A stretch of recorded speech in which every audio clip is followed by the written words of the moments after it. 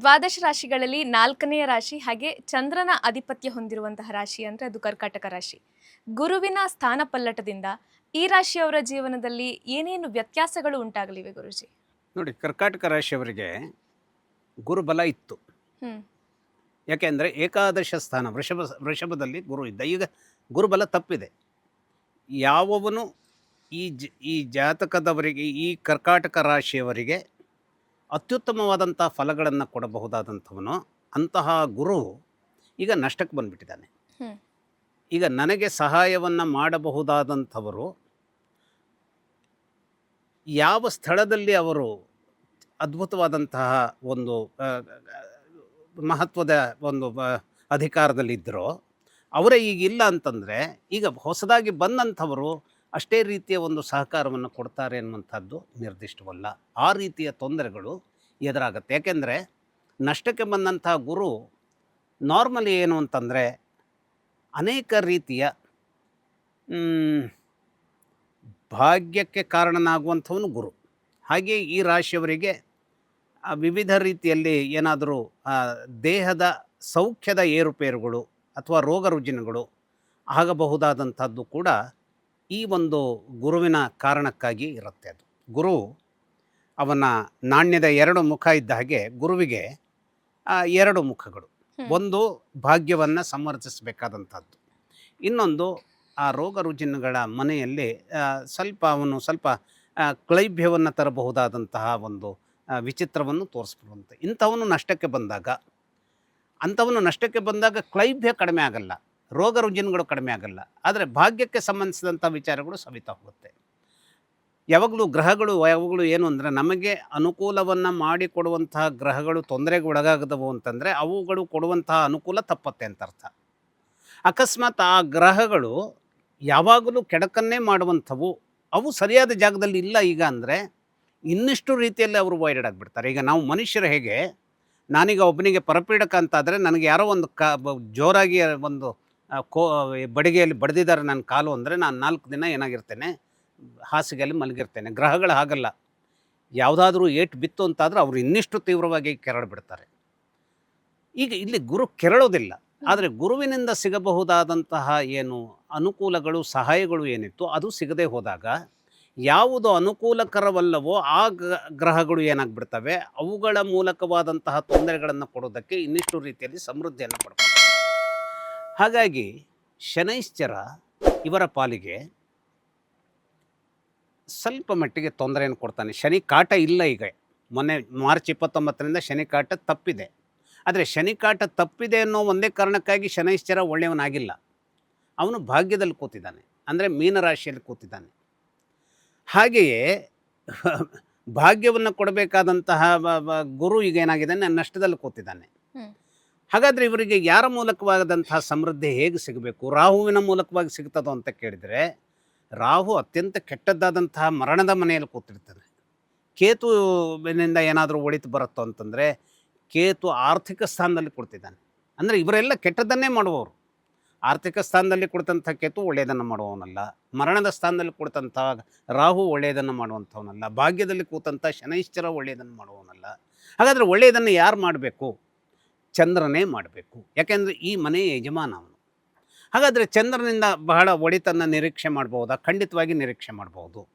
ಚಂದ್ರನ ಮೂಲಕವಾದಂತಹ ಸಿದ್ಧಿ ಇವರಿಗೆ ಸಿಕ್ಕಿದ ಪಕ್ಷದಲ್ಲಿ ಎಲೆಕ್ಷನ್ ಇದ್ದರೆ ಅದನ್ನು ಗೆಲ್ಲುವಂಥದ್ದು, ಗುರುಬಲ ಇರದೆ ಹೋದರೂ ಎಲೆಕ್ಷನನ್ನು ಗೆಲ್ಲಬಹುದಾದಂಥ ಸಾಮರ್ಥ್ಯವನ್ನು ಇವರು ಪಡೆಯಬಹುದಾಗಿದೆ. ಏಕೆಂದರೆ ಆ ಚಂದ್ರನ ಶಕ್ತಿ ಹಾಗೆ. ಆ ಶಕ್ತಿಯ ವಿಚಾರದಲ್ಲಿ ಕೃಷ್ಣ ಪಕ್ಷದ ಚಂದ್ರ ಸವಿಯುತ್ತಾ ಹೋದಂಥವನಾದರೂ ಕೂಡ ಏನು ಈ ಶುಕ್ಲ ಪಕ್ಷದ ಚಂದ್ರ ಇದ್ದಾನೆ, ಅವನು ಶಕ್ತಿಯನ್ನು ಕೊಡ್ತಾ ಹೋಗ್ತಾನೆ.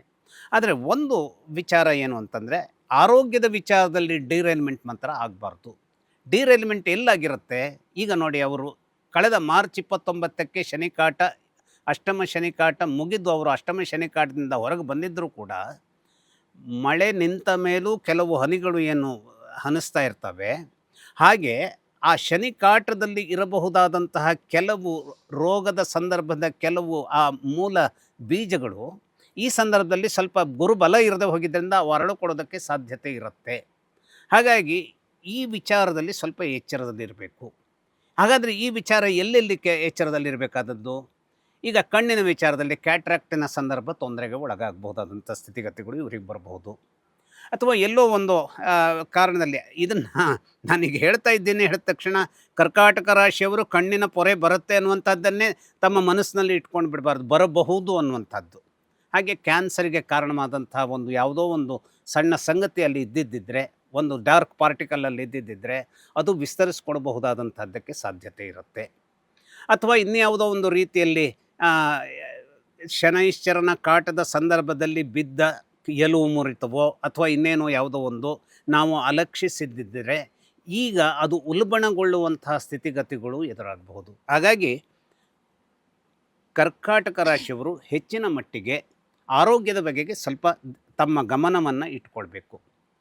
ಹಾಗೆಯೇ ಗುರುಬಲ ಇರದೇ ಹೋದರೂ ಕೂಡ ಅನುಕೂಲವನ್ನು ಮಾಡಿಕೊಡಬಹುದಾದಂತಹ ಮೂಲವಾದಂತಹ ಜಾತಕದಲ್ಲಿ ಒಂದು ಶಶಿಮಂಗಳ ಯೋಗದ ಸಂದರ್ಭ ಇತ್ತು ಅಂತಾದರೆ ಕ್ಷೀರೋದ್ಯಮದಲ್ಲಿ ಅನೇಕದ್ದಾದಂಥ ಲಾಭವನ್ನು ಗಳಿಸೋದಕ್ಕೆ ಇವತ್ತು ಕೂಡ ಇವರಿಗೆ ಅವಕಾಶ ಇದೆ. ಯಾಕೆಂದರೆ ಆ ಮಂಗಳ ಮತ್ತು ಚಂದ್ರ ಸೇರಿದಾಗ, ಮಂಗಳ ಮತ್ತು ಗುರುವಿನ ಸಂಯೋಜನೆ ಒಳ್ಳೆಯದಾದಾಗ ಅನೇಕವಾದಂಥ ಅದ್ಭುತ ಶಕ್ತಿಗಳು ಒದಗಿ ಬರ್ತವೆ.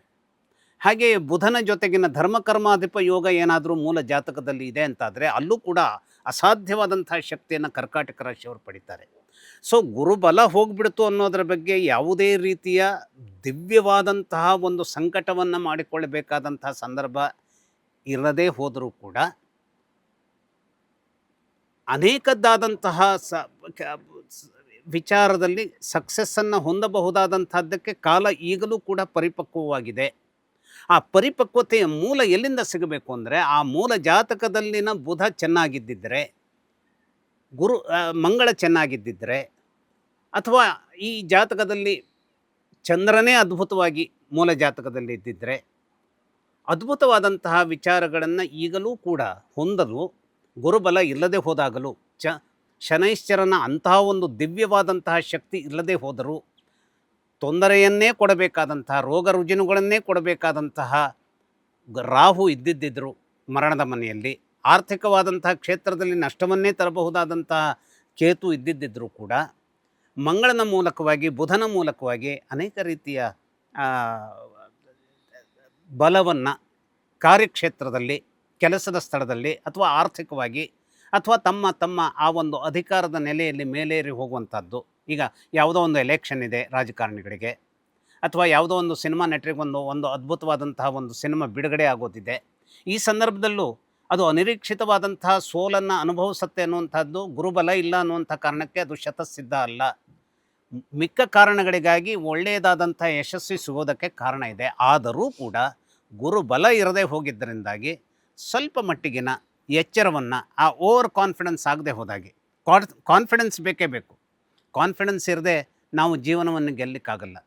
ನಮ್ಮ ಮನಸ್ಸಿನ ಸಂದರ್ಭ ಹೇಗಿದೆ ಅಂತಂದರೆ, ನಾವು ಹೆದರುತ್ತಾ ಉಳಿದರೆ ಏನಾಗುತ್ತೆ, ನಮ್ಮ ಮನಸ್ಸು ಒಂದು ರೀತಿಯಲ್ಲಿ ಹೇಗೆ, ಈಗ ಚುಂಬಕ ಏನು ಮಾಡುತ್ತೆ, ಅದು ಕಬ್ಬಿಣವನ್ನು ಮಾತ್ರ ಆಕರ್ಷಿಸುತ್ತೆ. ಹಾಗೆಯೇ ಈ ನಮ್ಮ ಮನಸ್ಸು ಕೂಡ ನೆಗೆಟಿವ್ ಎನರ್ಜಿಯನ್ನು ನಾವು ಯೋಚಿಸ್ತಾ ಇದ್ದರೆ ಅದನ್ನೇ ಅದು ಹೇಳ್ಕೊಳುತ್ತೆ. ಆದರೆ ಪಾಸಿಟಿವ್ ಆಗಿದ್ದಾಗ ಪಾಸಿಟಿವನ್ನೇ ಅದು ಹೇಳ್ಕೊಡುತ್ತೆ. ಹಾಗಾದರೆ ಪಾಸಿಟಿವನ್ನೇ ಹೇಳ್ಕೊಡುತ್ತೆ ಅಂತ ಅದನ್ನು ನಮ್ಮ ಮನಸ್ಸಿನಲ್ಲಿ ಪಾಸಿಟಿವ್ ಆದ ಆ ಒಂದು ಯೋಚನೆಯೊಂದಿಗೆ ಇದ್ದರೆ ಮಾತ್ರ ಆಗಲಿಲ್ಲ, ಅದರ ಬಗ್ಗೆ ಕಾರ್ಯೋನ್ಮುಖವಾಗಬೇಕು. ಆಗ ಏನಾಗುತ್ತೆ, ಕಟಕ ರಾಶಿಯವರಿಗೆ ಬಿಸಿಲಿದೆ, ನೀರಡಿಕೆ ಇದೆ, ಗಾಳಿ ಇಲ್ಲ.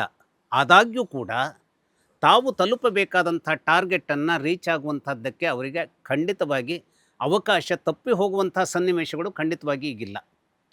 ಈಗಿರುವಂತಹ ಕಂಡೀಷನ್ನಲ್ಲೇ ಆ ಟ್ರಯಲ್ ಆ್ಯಂಡ್ ಎರರ್ನಲ್ಲಿ ಮಂಗಳ ಮತ್ತು ಚಂದ್ರನೇ ಅಥವಾ ಬುಧನೇ ಅನುಕೂಲಕರವಾದಂಥ ರೀತಿಯಲ್ಲಿ ಇದ್ದಾಗ, ಬುಧ ಯಾಕಾಗಿ ಒಂದು ರೀತಿಯ ಒಂದು ಅಪಸವ್ಯವನ್ನು ಇವರ ಮಟ್ಟಿಗೆ ಮಾಡ್ತಾನೆ ಅಂದರೆ, ಈ ಬುಧ ಒಳ್ಳೆಯದನ್ನೇ ಮಾಡಬೇಕಾದಂಥವನೇ ಇದ್ದರೂ ಕೂಡ ಧರ್ಮಕರ್ಮಾಧಿಪ ಯೋಗ ಇದ್ದಾಗ ಮೂಲದಲ್ಲಿ ಚಂದ್ರನಿಂದ ಅವನು ನಷ್ಟದ ಮನೆ ಯಜಮಾನ, ಹಾಗೆಯೇ ಧೈರ್ಯದ ಮನೆ ಯಜಮಾನ, ಅಂದರೆ ಮೂರನೇ ಮನೆ ಯಜಮಾನ. ಆ ಮೂರನೇ ಮನೆ ಯಜಮಾನನಾಗಿ, ನಷ್ಟದ ಮನೆ ಯಜಮಾನನಾಗಿ ಬುಧ ಏನಾಗಿರ್ತಾನೆ, ಕಟಕ ರಾಶಿಯವರಿಗೆ ಕೆಟ್ಟದ್ದನ್ನೇ ಮಾಡಬೇಕು ಅನ್ನುವಂಥದ್ದನ್ನು ಮನಸ್ಸಿನಲ್ಲಿ ಹೊತ್ಕೊಂಡಿರ್ತಾನೆ.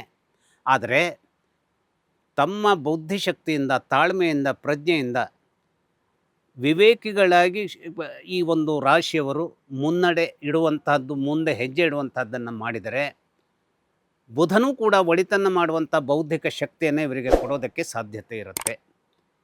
ಹಾಗಾಗಿ ಈ ರಾಶಿಯವರು, ನಾವು ಇಷ್ಟೆಲ್ಲ ಹೇಳ್ತೀವಿ ಹೌದು, ಆದರೆ ಈ ರಾಶಿಯವರಿಗೆ ಈ ರಾಶಿಯ ಮನೆ ಯಜಮಾನನೇ ವೈರಿಯಾಗೋದು ಯಾವಾಗ ಅಂತಂದರೆ, ಅಕಸ್ಮಾತ್ ಚಂದ್ರನೇ ಬಹಳ ಕ್ಷೀಣವಾದಂಥ ಸ್ಥಿತಿಯಲ್ಲಿದ್ದಾನೆ ಅಂತಾದರೆ, ಕೇಮದ್ರುಮ ದೋಷದ ಇರುವಂತಹ ಒಂದು ಚಂದ್ರ ಇದ್ದಾನೆ ಅಂತಾದರೆ ಆಗ ಬಹಳ ಕಷ್ಟ ಆಗುತ್ತೆ. ಆಗ ಇವರನ್ನು ಕಾಪಾಡುವಂಥದ್ದಕ್ಕೆ ಗುರುಬಲ ಬೇಕೇ ಬೇಕಾಗತ್ತೆ. ಆದರೆ ಈ ರಾಶಿಯವರ ಒಂದು ವಿಚಿತ್ರವಾದಂತಹ ಒಂದು ಶಕ್ತಿ ಏನು ಅಂದರೆ, ಆ ಮಂಗಳನೇ ಆಗಿರುವುದರಿಂದ ಬುಧ ಇವರಲ್ಲಿ ಸ್ವಲ್ಪ ಮಟ್ಟಿಗಿನ ಅಧೈರ್ಯವನ್ನು ತುಂಬಿದರೂ ಕೂಡ ಮಂಗಳ ಅನೇಕ ಸಂದರ್ಭಗಳಲ್ಲಿ ಇವರಿಗೇನು ಮಾಡ್ತಾನೆ, ನಷ್ಟಗಳ ಸಂದರ್ಭದಲ್ಲೂ ಅನಿರೀಕ್ಷಿತವಾದ ಯಾವುದೋ ಒಂದು ಲಾಭವನ್ನು ಸೃಷ್ಟಿಸಿಕೊಡಬಹುದಾದಂಥ ಸಂದರ್ಭವನ್ನು ನಿರ್ಮಿಸ್ಕೊಡ್ತಾನೆ. ಹಾಗಾಗಿ ಶನಿಕಾಟವನ್ನು ತಪ್ಪಿಸಿಕೊಂಡಂತಹ ದಿನಗಳಾಗಿರೋದ್ರಿಂದ ಇದು, ಯಾಕೆಂದರೆ ಶನಿಕಾಟದ ಸಂದರ್ಭಗಳಲ್ಲಿ ಅನೇಕ ಅನುಭವಗಳು ಇವರ ಏನಿದೆ ಇವರ ಜೋಬ್ನಲ್ಲಿದೆ. ಈಗ ಆ ಅನುಭವಗಳ ನೆಲೆಯಲ್ಲಿ ಜೀವನವನ್ನು ಅರಳಿಸಿಕೊಳ್ಳಬೇಕಾದಂತಹ ಒಂದು ಶಕ್ತಿಗೆ ಇವರು ಮುಂದಾಗ್ತಾರೆ ಅಂತಾದರೆ, ಆ ನಿಟ್ಟಿನಲ್ಲಿ ಹೆಜ್ಜೆ ಇಡೋದಕ್ಕೆ ಮುಂದಾಗ್ತಾರೆ ಅಂತಾದರೆ, ಈ ಒಂದು ವರ್ಷದ ಅವಧಿಯಲ್ಲಿ ಅನೇಕ ರೀತಿಯ ಯಶಸ್ಸನ್ನು ಇವರು ಪಡೆಯಬಹುದಾಗಿದೆ. ಸಬ್ಜೆಕ್ಟು ಆರೋಗ್ಯದ ವಿಚಾರದಲ್ಲಿ ವಿಶೇಷವಾಗಿ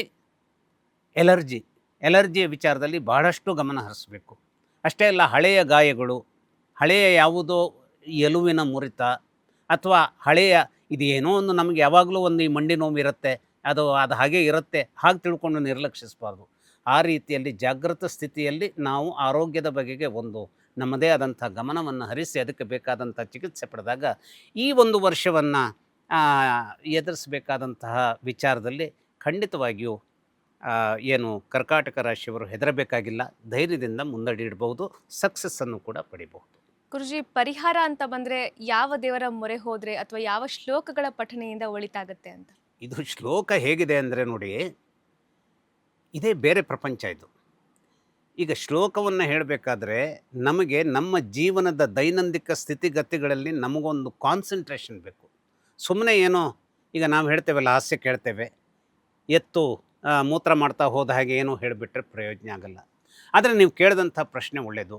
ಈ ಚಂದ್ರನ ವಿಚಾರ, ಇವನು ಹರಿಹರ ಇಬ್ಬರಿಗೂ ಕೂಡ ನಮ್ಮ ಭಾರತೀಯ ಸನಾತನ ಸಂದರ್ಭದ ವಿಚಾರಗಳ ಧಾರೆಗಳಲ್ಲಿ ಚಂದ್ರ ವಿಷ್ಣುವನ್ನು ಅಷ್ಟೇ ಪ್ರಮಾಣದಲ್ಲಿ ಶಿವನನ್ನು ಪ್ರತಿನಿಧಿಸುವಂತಹ ಒಂದು ಉತ್ತಮವಾದಂತಹ ಸಂಯೋಜನೆಯನ್ನು ಹೊಂದಿಕೊಂಡಿರೋದ್ರಿಂದ ನೀವು ಯಾವುದು ವಿಷ್ಣು ಸಹಸ್ರನಾಮವನ್ನು ಅಥವಾ ಶಿವನ ಸಂಬಂಧವಾದಂತಹ ಕೆಲವು ದಾರಿದ್ರ್ಯ ನಿವಾರಣಾ ಸ್ತೋತ್ರಗಳನ್ನು ಪಠಿಸಿದಾಗ ಉತ್ತಮವಾದಂಥ ರಿಸಲ್ಟನ್ನು ಈ ಒಂದು ಕಟಕ ರಾಶಿಯವರು ಹೊಂದಲಿಕ್ಕೆ ಸಾಧ್ಯವಾಗುತ್ತೆ. ಅಷ್ಟೇ ಅಲ್ಲ, ಚಂದ್ರಪೀಡಾ ನಿವಾರಣಾ ಸ್ತೋತ್ರವನ್ನು ಓದ್ಕೊಳ್ಬಹುದು, ಇಲ್ಲ ಚಂದ್ರನ ಸಂಬಂಧವಾದಂತಹ ವಿಶೇಷ ಏನು ಶಕ್ತಿಯನ್ನು ಕೊಡಬಹುದಾದಂತಹ ಚಂದ್ರ ಕವಚ ಅನ್ನುವಂತಹ ಮಂತ್ರ ಭಾಗ ಇದೆ, ಅದನ್ನು ಓದ್ಕೊಳ್ಬಹುದು.